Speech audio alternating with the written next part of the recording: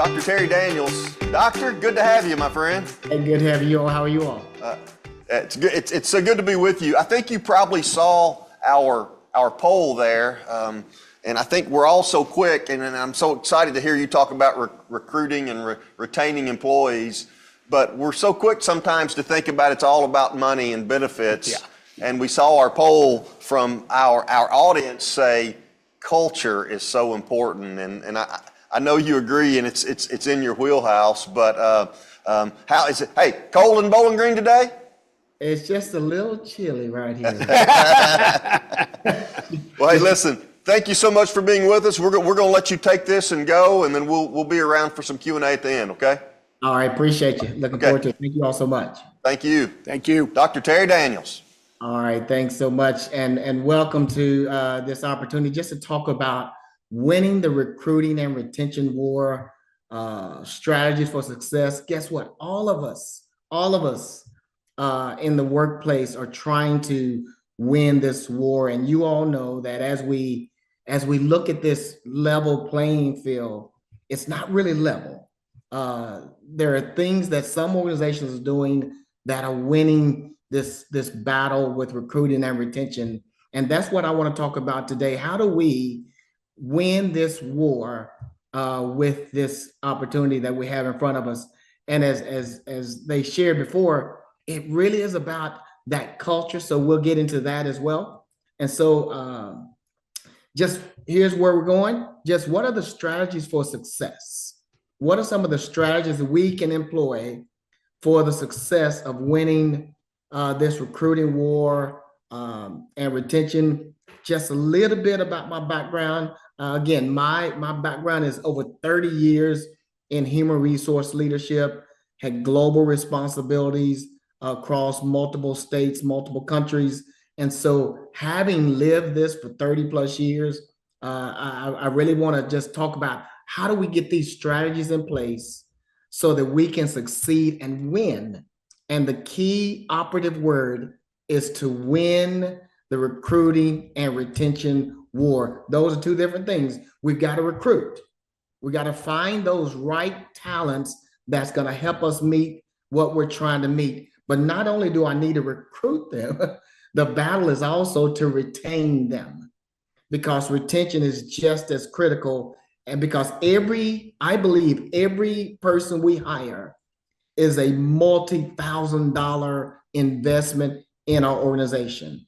And when I lose that person, I have to spend those thousands again just to get that knowledge and speed back in the rhythm of our organization. So let's talk a little bit about how do we win in this battle for recruiting and retention.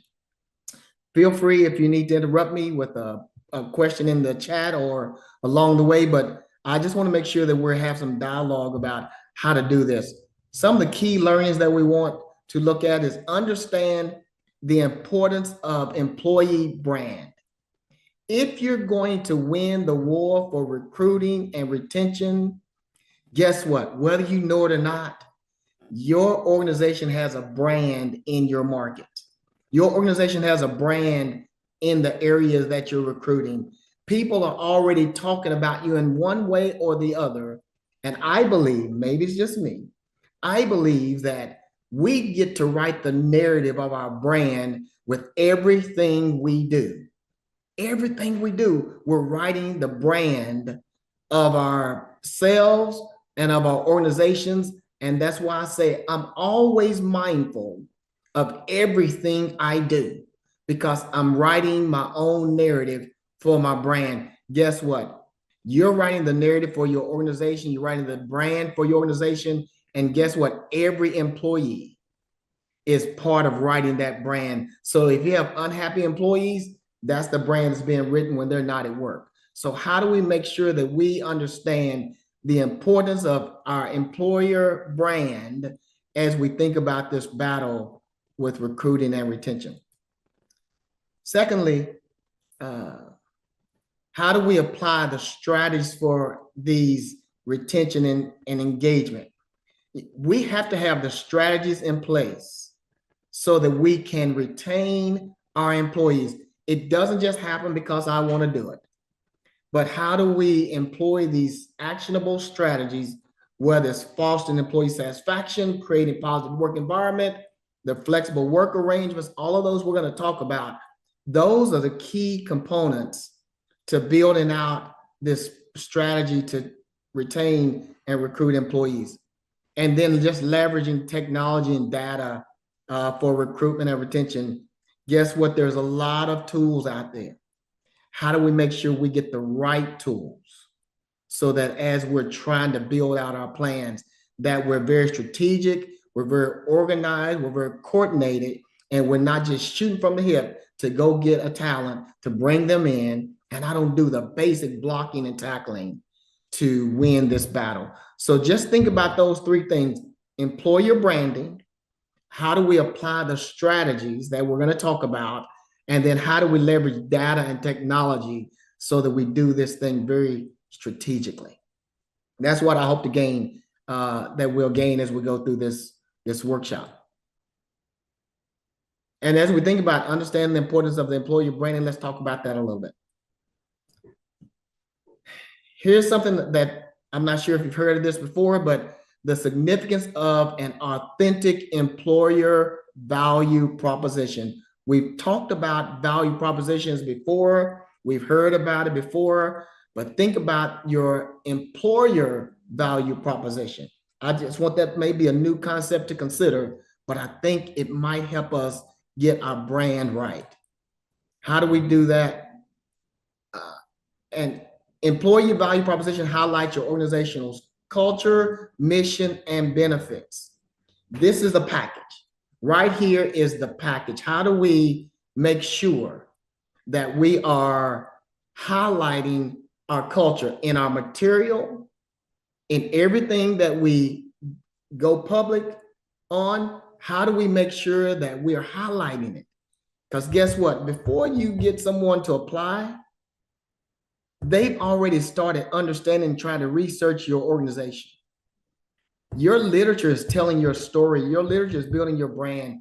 How do you make sure that you get the right brand out there to give you a leg up in this battle? Everybody's not doing this. But if you put together the right package, what do you say about your culture? What do you say about your mission? What do you say about your benefits? Benefits might be the easy one, but the culture and the mission, those are critical to who you are. I'm a big fan of organizational core values. What are your core values? But not just what are they? We can put them on a placard on the wall. We can put them on our websites. But do you live them? Do you breathe them? Because if you do, that needs to be promoted as you go forward with your employer value proposition. Secondly, it will also differentiate your company in a competitive job market. That's what you want, is the differentiation. Everybody's trying to hire the same pool of employees. How do you differentiate yourself? That's what we're going after. Showcase your organization. This is what you're going to do. You get to showcase who you are. You get one time to make a good impression on an employee. So how do you make sure that impression is what you want for your organization? Use employee success stories through testimonials and videos. You know, as I said earlier, all your employees, current employees, are writing your story, writing your brand. If you have some testimonials and employees say, this is the best place I've ever worked, bar none, and if they give a testimony, make sure it's provided with some specificity of examples. Don't just say it's a great workplace. It needs to say, this is a great workplace because, you know, when we come into the workplace, our leaders connect with us, they greet us, they invest in us. All of that is part of the narrative that's going to get you that rich testimony that would differentiate you from everyone else. So take advantage of that as you think about your employer value proposition. It's part of your brand. Leverage social media to share your brand's narrative and values. Again, think about your social media out there. Everybody's using it. Everybody's engaged. Whatever parts of it you want to use, take advantage of that. Write your own narrative. Do not ever allow your brand to be defined by other things. Now, here's a reality check. You're going to have employees that don't work out. Guess what? They're going to be out there in the landscape, and they're going to be telling the story and the narrative of your organization. You can't undo that, but it's how you treat them, how you interact with them, how they exited, how did you make them feel valued? All of that is part of your narrative, but you've got to understand all things contribute to who you are as an organization. Invest in your online presence. We've talked about that, but optimize your profile on platforms like Glassdoor. There are some people, believe it or not, still go to Glassdoor. LinkedIn is a big opportunity to showcase who you are, and your career page. A lot of organizations will have a career page. Make your career page stand out.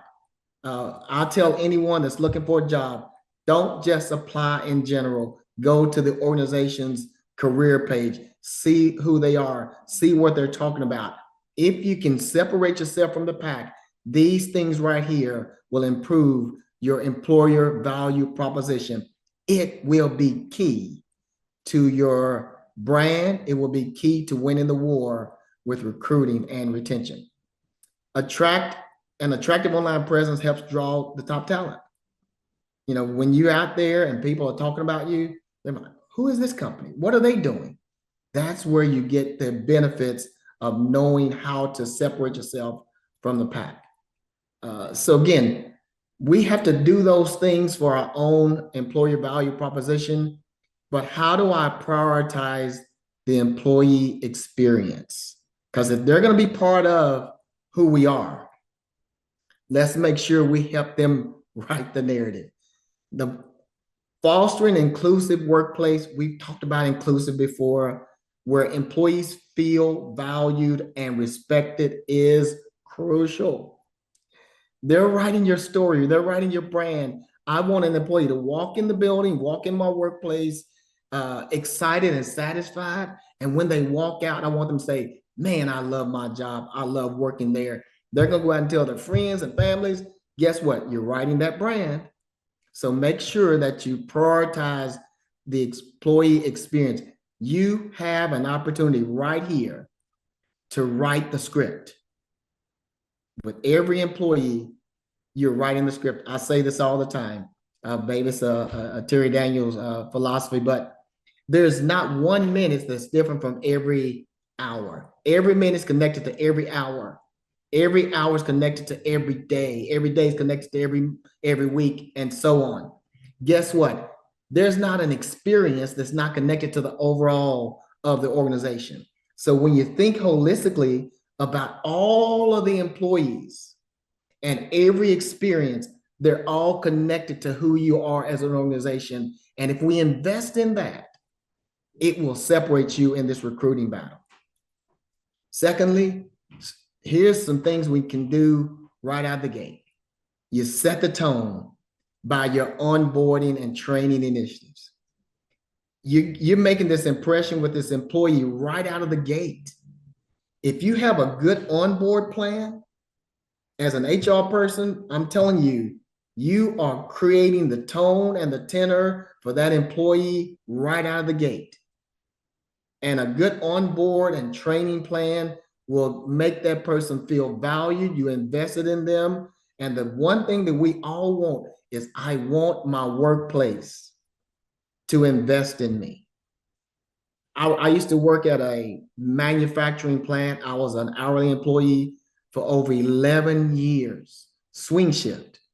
And when I did that, it was a workplace that was a high performance work system. Learning that system from the ground up was key. Probably was the one place that probably made the biggest difference on who I am as an individual. But the one thing they did is they invested in every employee because they understood that the high performance work system was their bread and butter to success. And you couldn't get that going if you didn't invest in every employee. It feeds the overall outcome Do the small things and you can win the big things. And while the onboard and training might seem like it's small, it sets the tone for the employee experience. And when you get that tone set, they're going to be key to your brand, and they're going to be key to winning the war in recruiting and retention. I'm an HR person, so I may speak from an HR perspective, but all the dots have to connect. It's not just that I offer the best competitive benefit package or offer the best salaries or compensation.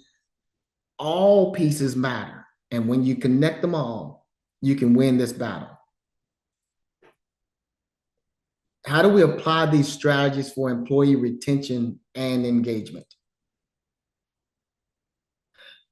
To understand the challenges, what are some of the common obstacles in recruitment? Talent shortages, just so you know, when the unemployment rate gets to where it is like it is today at 4%, there's not a lot of talent out there. If people have left the workplace, there's not a lot of talent. I don't want to use the COVID experience because we're past that. But a lot of people are not coming back into the workplace. A lot of people that want to work, they want the unique opportunities to work remote. We'll get into that in a second. But there's a limited pool of qualified candidates. And what do you want to think about when you think about qualified candidates? Are you recruiting locally, regionally, nationally, or internationally? Think about where you're recruiting, because if you're recruiting locally, you've got that talent pool there. If it's regional, you understand that dynamic. So the talent is short everywhere. And the higher you go in different skill sets, the more difficult it is to find the talent. So these obstacles exist. How do we win the war, even though everybody's fighting the same talent shortage? High expectations. As we said earlier, candidates demand more from their employees. Post-COVID, people want to work remote. People want flexible hours. They want flexible work schedules. They want all the things that are different today than they did 4 years ago. There are high expectations. Don't want to talk about the generational differences, because the younger generation is expecting something different than other generations. The older generations or more mature generations are expecting something different. So the demands on us as employers are not going down, they're going up. And I believe they will continue to go up. So the question is, how do I meet this demand as these employees are expecting more? Inefficient processes, lengthy hiring processes can deter top talent. So think about the inefficient processes. If my hiring process is inefficient, if I have to have someone to go through 3 interviews, 5 interviews, they've got to meet with these number of people. I need my process to be so succinct, so well ordered, so structured. Not that I'm so bound by that, but the employee is watching all these dynamics. And do I give them a good feeling about the organization through my process? My process is speaking about me as well. So make sure your process is not so lengthy, so inefficient.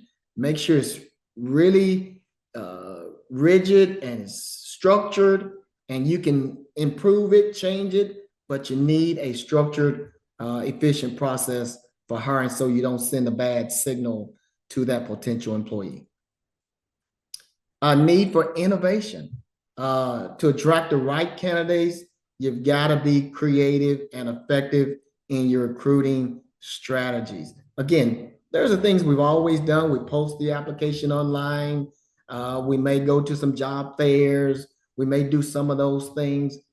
What are some of those creative things that you can do to separate yourself, to be in the inbox of those people looking? Get out of the box of the norm over and over and over again. So be creative. Don't be weird and outlandish, but be creative.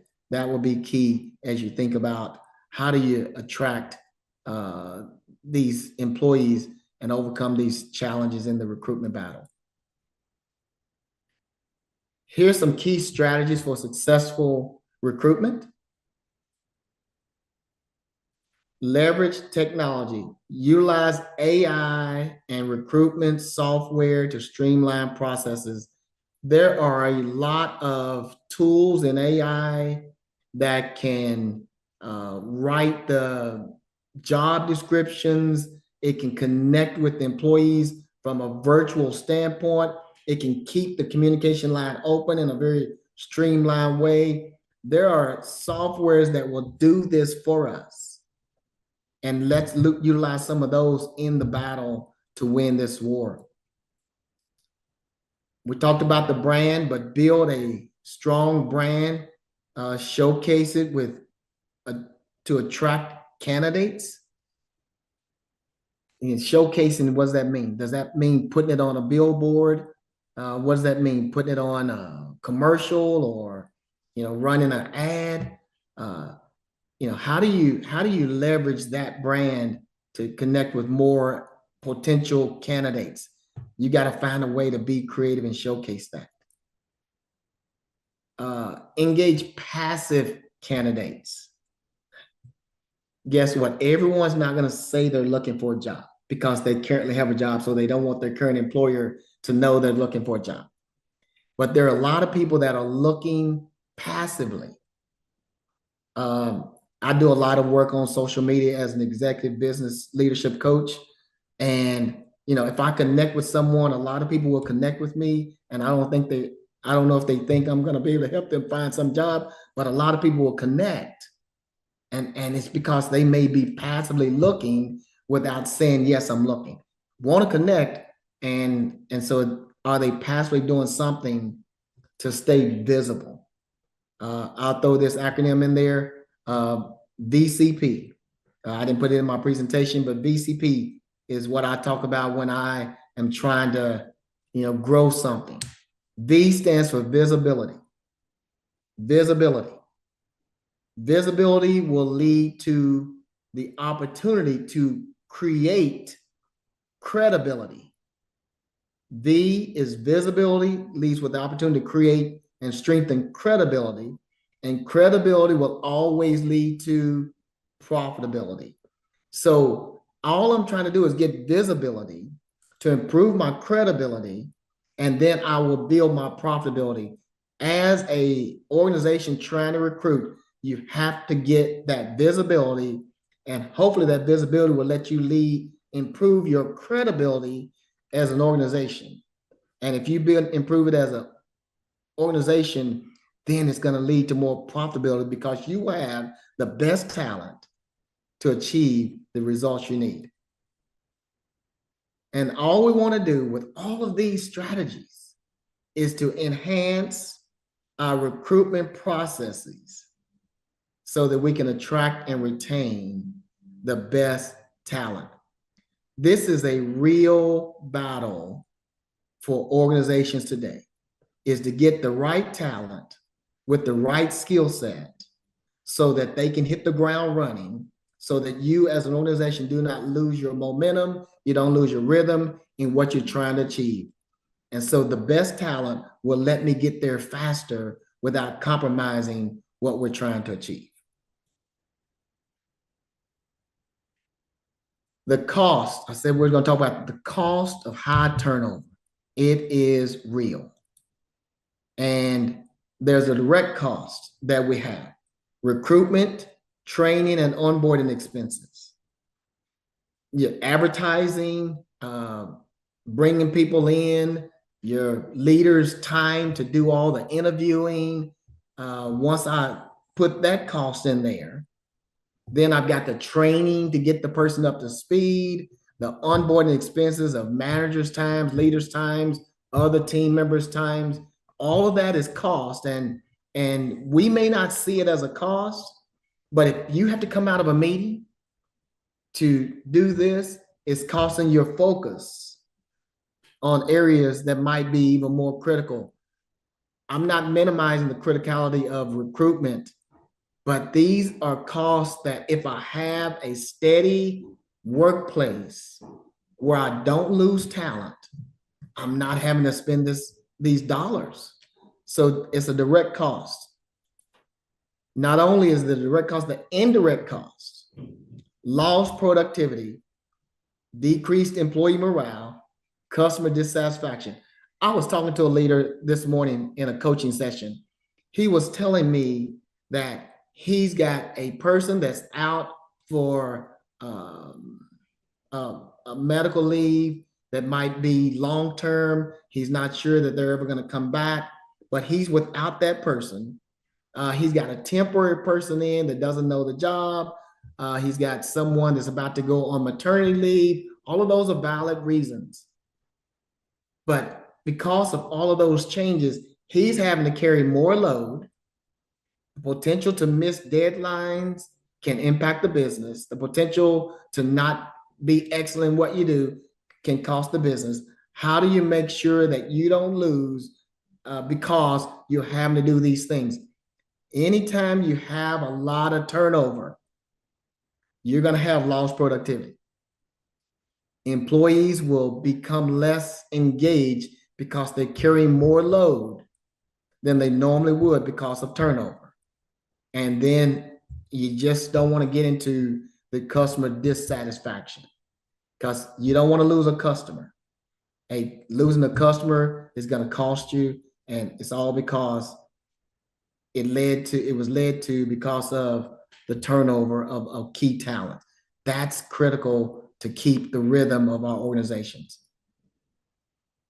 And just what, as we look at these strategies, they significantly reduce these costs and they enhance our overall business performance. And at the end of the day, we want to make sure that we are keeping our business strong and moving forward. And I've got to have the right talent in the right place at the right time. As Stephen Covey said, we want to get the right person in the right seat on the bus. And recruiting is getting that. But if I have turnover, it's going to cost me. You know, at a professional level, I heard someone say that every loss of an employee is almost $1 million cost over a career. Over $1 million cost over a career if I lose talent. And when someone walks out of the door with a lot of experience, all of that knowledge, that tribal knowledge goes with them, and I have to recover. I have to recover. So that's key for us to keep our performance high. And the only way we can do that is minimize turnover. And we do that by retaining our talent with some of these strategies. So what are some of the benefits? How do we offer competitive compensation and benefits? Regularly assess your salaries to remain competitive in your industries. One of the things that I used to do in one of my organizations, we maintain, this is not feasible for a lot of organizations, so when I say this, we maintain, and our employees knew this, is that we will always be in the top 75th percentile of salaries in our workplace. 75th percentile. That's a high number, but that's what kept us in a position where we had low to no turnover.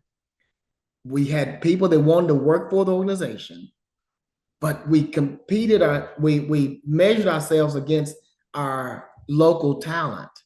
And this was in the hourly and the early entry professional roles that were going to come from the local area. We made sure we were in the 75th percentile. Employees were proud to know that we were going to stay in the 75th percentile because they knew they were making as much as a competitive rate as anyone. So regularly assess yourself. Also ensure your package reflects the market standards. Make sure don't say, when we pay really well. What's that mean? What does that mean? No, most employees don't know we pay really well. An organization came here in Bowling Green, Kentucky, which is where I live, and Darren lives here. But an organization came here in Bowling Green, Kentucky, and they took a salary to such a level that I watched employees leave some of these lower paying manufacturing facilities to go to this new facility. When I used to work at the Logan Aluminum Mill here in the region, when they started their company, brand new greenfield site, new location, they were going to hire over 1,000 employees. Their price point for hourly employees was number one. It was number one. And the number of applications they had was ridiculous. Even with the swing shifts that were being offered, the number of applications they had was ridiculous. And even today, it's still a high number of people trying to get on at this factory. And that's been 30 plus years ago. So think about your salary and how competitive it is. That's going to be key for you. And then when you look at benefits, again, everyone's going to offer health coverage for the most part. Retirement plans, wellness programs, those are typically going to be pretty standard. You may pay more as an employer on the percent of the employee's monthly cost than others. That may separate you a little bit. But it's really going to come down to these other pieces of the puzzle. The flexible work arrangements, are they part of your comprehensive benefits? The hybrid and remote work options, are they available? Certainly, I'm not suggesting that we do those or not do those. I'm saying this is what we're competing against in the workplace. How we make it happen can be a challenging, but this is what we're facing. And the flexibility is increasingly important for what am I doing in my workplace. So this flexibility, a lot of talent are looking for the flexibility in the workplace. So my salaries and my benefits, that whole package is part of the brand and the narrative that you're going to have as you try to win this war for recruiting and retaining talent. So think about these pieces because they're out there, and sometimes they may be the first thing the person looks at before they even consider all the other pieces. So your brand is being written by your compensation and benefits packages before they even start looking at your website and your values and your culture, hearing some of those testimonials. This might be the starting point for some people as they look to consider you as an employer. So how do we integrate technology and culture to enhance recruitment and retention? I'm a big culture fan. No surprise, an HR person. But if you're going to build the right culture, and culture is going to speak volumes for your recruitment and retention. If you're going to build the right culture, the open communication where a person can come in, have a conversation. I often do a lot of workshops with respect to emotional intelligence. And if there's one thing that can throw culture off, it will be emotion. And if leaders and organizations don't know how to manage the emotion in the workplace, that open communication can stop. So you promote transparency from leaders to employees. You've got to have that open dialogue. I know people say we have an open door policy. That's good. We should. But if the person comes in and I'm always on my phone or looking at my computer and I don't take time to talk to them, what message am I sending? So if we're going to be open, let's define it, let's do it, and let's honor it. This is where I'll put the plug in for organizational values. Guess what? If I have a set of values, they should be front and center, and I should communicate consistently. These will never be compromised in this workplace. As a leader, I should want every employee to understand these values will not ever be compromised. They are culture building and they are culture brand awakening. So let's make sure we keep that open communication there going. Recognition. People want to be recognized. They want to be they want to be part of something bigger than themselves. All of us as individuals have our own vulnerabilities, our own esteem opportunities. And sometimes if I come to the workplace, I'm part of something larger than myself. And so recognize what I do, how do I contribute? It's going to boost my morale. I'm going to be encouraged. Organizations across the globe are trying to do one thing, and that is to build engagement.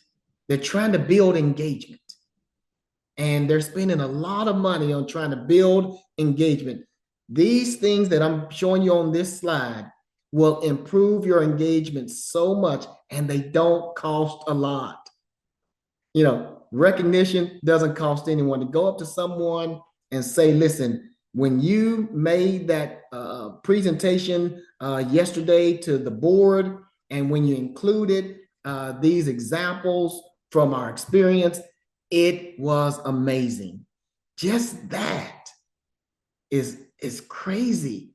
And the power of a leader to influence the culture is impactful. Take advantage of building the culture by recognition. It doesn't cost a lot. Then lastly, supportive programs for work-life balance. We talked about that earlier, but make sure that we understand people are trying to make their lives work at home. They're trying to make their lives work at home, and all of us have some things at home that are personal to us. I love everybody I work with. I love coming to work, but guess what? I'm in work for the same reason most people are, unless we're wealthy. We're just hanging out because we don't have anything else to do. But most of us are there because we want the income to take care of our families. How do I make sure that we take family first? You know, I began working with a client this morning, the one that I talked about earlier that has all these challenges. And he said he has a 15-month-old at home. And he, you know, gets off late, has to go in early, and he's not able to give his daughter a lot of time. 15-month-old. And I said, oh, whoa, whoa, whoa, whoa. I'm not working for you anymore. I'm working for Cora, your daughter. I'm working for your daughter. You know why? Because she needs her dad to be part of her life. And you miss these moments, you're missing a lot. And you're going to come back and say, I wished I had. So if we can think about how do I put the life of every employee, not to compromise the business, not giving away the bank, but think about my programs that support that work-life balance for my employees, and especially the mental health that people are challenged to face these days. How do we enhance this employee engagement I just spoke about? Open communication, we just talked about. Encourage feedback and dialogue between employees and management. One of the things I would say right here is if there's a way to have a lunch and learn or forum with your employees, I'm gonna tell you a story here in a second. If there's a way to have a lunch and learn or forum with you as a leader and some of your employees to go in and it's their hour to talk, not yours. I did this one time in the workplace with one of my leaders. He was the operation manager and I was the HR director. And we were gonna have this meeting. We went in, it was a second shift. We went in on the second shift, brought a small select group of employees into the meeting, had our meal with the pizza, whatever we purchased, and the leader started talking. And this leader, for the hour we were going to spend with them, I guarantee you the leader talked 42 minutes of the hour. So that was not what we want to do to foster a culture of engagement. So open communication means truly that open lunch and learns, employee get-togethers such as that are critical. Recognition programs. Are you going to have something at the end of the week, end of the month, end of the year? How do you celebrate the employees and recognize them? And then the team building activities. This one right here is exactly what helped Logan Aluminum set themselves apart. They called us a team. We had a team of 15. They called us a team, but they didn't just call us a team. We had regular team building activities where we got to know each other on our team. We're on a shifts. We rotated shifts every 2 weeks. So we were working together every day, throughout our lives. So we knew who each person was. We knew their family, we knew their kids. And these team building activities were intentional to help us know each person and build that camaraderie, that family culture. Team building activities will go a long way toward building that employee engagement. So that's what we want to do here with this piece. And the result will be high retention rates and employee satisfaction. People want to be part of something that makes them feel part of something. Oh, that was pretty good. I'm going to say that again. People want to be part of something that makes them feel part of something. So again, how do we create this positive workplace culture? I want to get to a place where we can open up for questions. Strategies for a supportive environment, talent shortages. Let's set the expectations high. Let's make sure we set the expectations high.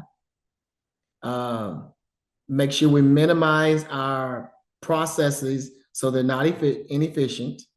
And let's make sure that we have those creative strategies for our workplace. How do we leverage the technology? I'm moving through these pretty quick because I want to make sure I save some time. Predictive analytics for employee insights. We do annual surveys. We do all those things. I like annual surveys, engagement surveys. But if I do the annual survey, but I don't use the data and help me to get more frequent pulse checks, there's analytics out there that let you get more frequent pulse checks on your data that you get from your annual survey. Modern recruitment technologies. There's applicant tracking systems out there. There's AI-powered sourcing tools out there. How do we use the modern recruitment technologies to make sure that we are doing this in a more strategic, intentional business way versus just, oh, let's get an applicant out there and let's get an application out there and see who applies. You can do that, but you're gonna lose ground. And then monitoring retention metrics. How do you do the regular surveys and stay interviews and exit interviews? Important right here, what I said, that stay interviews. Keep getting the data. Why do we stay here? And be open to hearing that. Gathering that feedback is going to be helpful along your journey. So make sure you continue to do the monitoring of your retention metrics.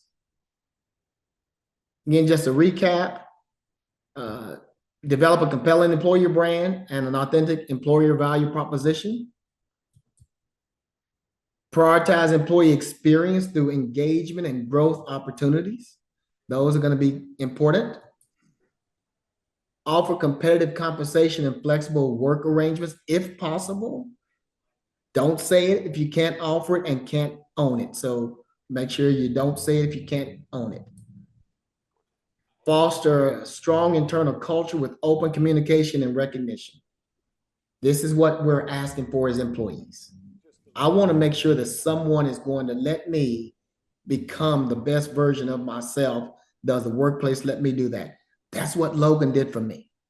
And that's what I try to do as an HR professional when I was trying to recruit and retain. And I'm telling you, it does work. Leverage data and technology for informed decision-making, as we just recently said. These are the key strategies for success. And guess what? We integrate all of these and then we can win the war for recruitment and retention. Thank you so much. What questions can I answer for you? Dr. Terry, good stuff, man. Really, really good. We were all sitting there again watching. Two things. One, you just said something I think I'm getting ready to steal from you, and I know you're going to use again, but people want to be a part of something that makes them feel a part of something. We all wrote that one down. Yeah. You can quote me on that one. Yeah, I will. There we go. I will give you full credit. But I think in a nutshell, that says a lot about what this all has to be about. People desire to be a part of something that makes them feel a part of something. In the very beginning, you were talking about recruitment, and I actually made a note because it hit me, and you did such a good job delivering the message. It used to be that employees would come in, prospective employees would come and have to sell themselves on getting the job. We're now in the world, it feels like the business has got to sell themselves more effectively to get the quality candidates. Is that fair? Very well said. Again, our brand is everything. I say it like this. My brand, you can write this one down too, Darren. My brand is my bread. If my brand gets messed up, my bread gets messed up. Yeah. And I can't afford for my bread to get messed up. Yeah. So my brand and our brand as organizations is critical to succeeding in this battle. Well, Brian, I know we got one question that came to. I know we're up against it, but can we take that one? Yeah, we are up against the time a little bit, but Dr. Daniels, just really well said all throughout. But this question came out of New York, and the question is, how do we better manage or more effectively manage our remote employees, specifically those employees that are still working from home? I mean, I think it's just our new reality. But tips that you have to just help us better manage those folks.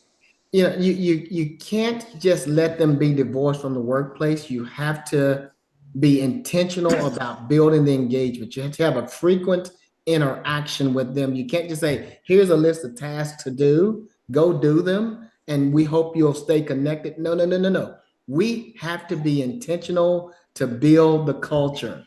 And that intention is to create those Zoom or Teams meetings or whatever platform you use. And you have to give them opportunity to say what's working, what's not working. When I talked about that stay interview, it's just doing a stay interview. What's working, what's not working. People want to be part of something. And if we don't make it happen, they won't stay part of something. Somebody else will. Yep, absolutely. All right, Dr. Terry, great job. We're up against it time-wise. Always appreciate you. You do a wonderful job. Reach out to us. I know if you need more information for Dr. Terry, we'll make sure that they get it. But Doc, again, appreciate you. You do a great job, my friend. Thank you all so much for letting me be part of that, and best of luck to all those that are participating. Thanks so much. All right. Thank you, Thank man. you. That's very much appreciated. Such good stuff.